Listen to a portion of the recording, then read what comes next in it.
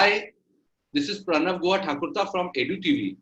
Today, we have Dr. Sundar Kumar Gandikota with us.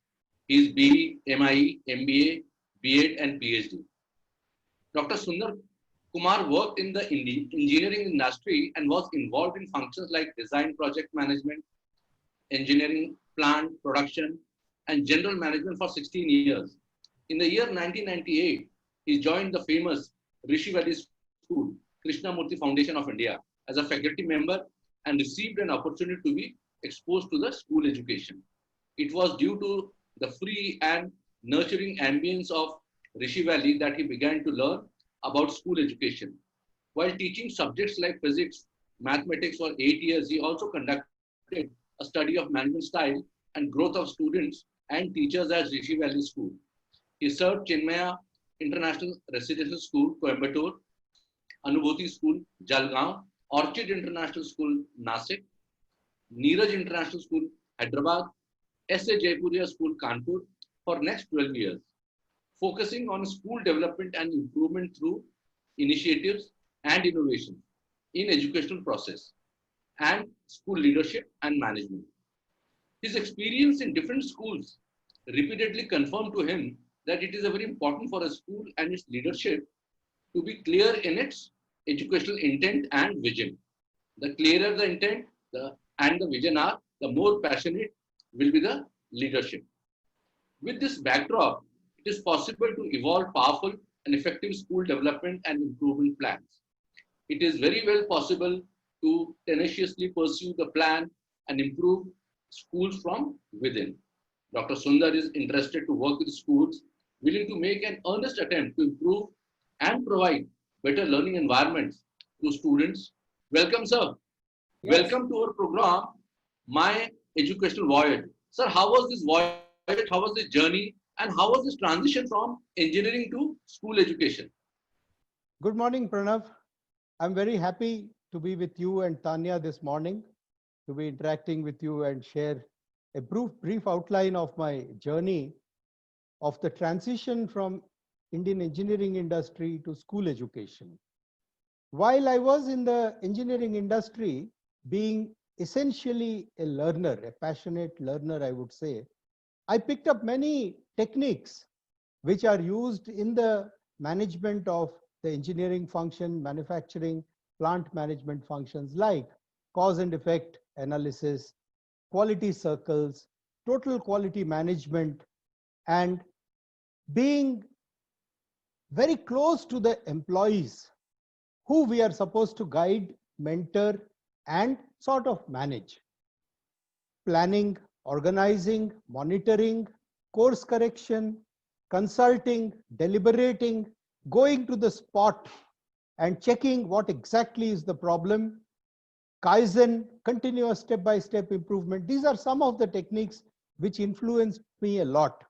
And then after 16 years, when somebody told me that engineers are taken as teachers, I applied to Rishi Valley School and joined that school. Since then, for the last 22 years, I have been associated and involved very deeply in school education. Now, the transition, I would say, was rather seamless, and it didn't involve much of hiccups or difficulties because the basic techniques of management of any process, whether it is educational process or a factory process, I think remains the same. Of course, we need to look at it that way. So I started getting exposed to educational processes in the backdrop of the philosophical teachings of Jiddu Krishnamurti, and the kind of educational processes being exemplified by some of the best educators that I have ever met was so profound and influenced my life and drew me into school education more and more. After 8 years, I shifted to the Chinmaya International Residential School, where the school and the principal then gave me a free hand. I started applying all the techniques which I learned in the industrial tenure and in the School Educational Association at Rishi Valley School.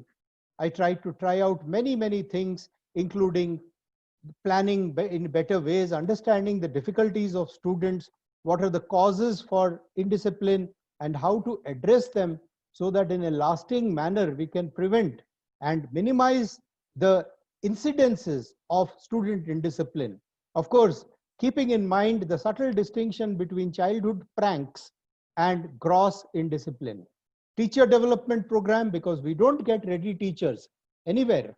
And it is our job as school leaders to groom and mentor the teachers in the areas that they need to be mentored. It has to be a customized, individualized teacher development program in case we want to contribute properly to the development and improvement of our schools. So this I have been doing for the last 12 to 15 years in very, very radical manners, very moderate manners, very gentle and slow manner, pacing these reforms and improvement plans depending on the gestation periods, the absorption capacities of the school.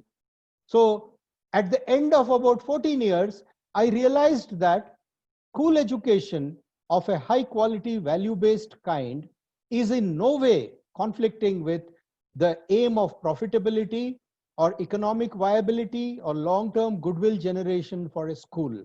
They are both the same, two sides of the same coin of an attitude towards excellence, a search for excellence, care towards students, understanding students, and a certain empathetic and sympathetic approach towards every issue that we come across in life and in particular schools.